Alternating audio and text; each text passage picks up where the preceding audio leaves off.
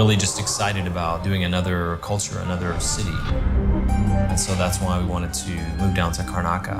My wish was to go at the edge of this world in a city where the sun is impacting a lot the mood.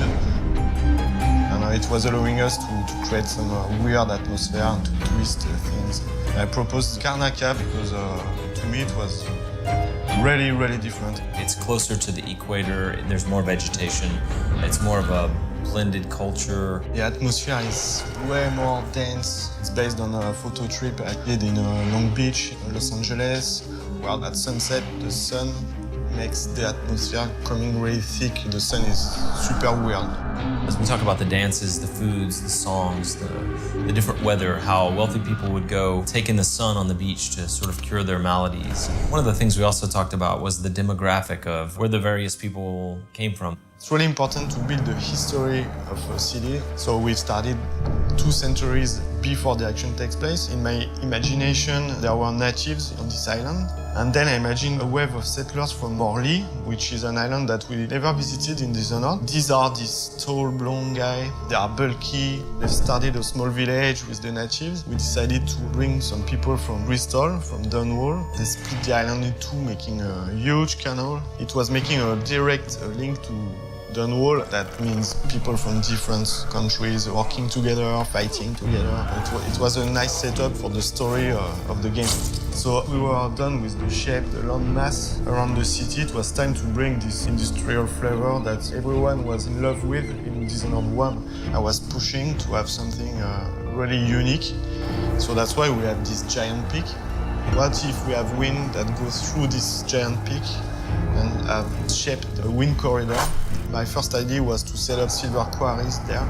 And what if we put a district there where people suffer? Imagine how they think and how they survive in this district that brought a lot of different structures, like the windbreaker, the way the blocks in the district are shaped in diamond shape to funnel the wind, to break the wind. The giant mills, it ends up with something really, really cool, story-wise and visually. We've focused a lot more on verticality. When you travel to Karnaca in Dishonored 2, you'll see the contrast on the rooftops. There are far fewer of the A-frame roofs, and instead you have a flatter rooftops. Obviously has gameplay ramifications. It adds so much freedom to the original experience.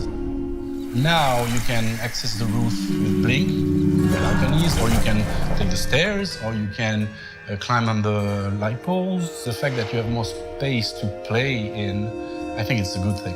One thing that I like to think about Dishonored 2 and Dishonored in general is that some people have labeled it as a stealth game, an action game, but I think it's even more than that. It has some element of an exploration game. It's not only about the fighting, it's not only about the sneaking, it's also about like discovering the space, slowly getting your bearings, orienting yourself in the city, understanding how it works, how the people there live, how they react to different factions. The fact that there are neutral factions also allows the player to explore without fearing to be attacked, which is a good thing because the artist has done such great objects, totally typical to Dishonored. At Arkane, we focus a lot on the really small details in the world. You can sneak, enter apartment and review what's there. For example, the typewriter that everyone is loving. People really love when it's functional, and now if you press spacebar, you hear the sound, you see it moving. We design each object so they can be built in real life. I really think that returning fans and new players will be blown away by the richness of this new city and this world 15 years later.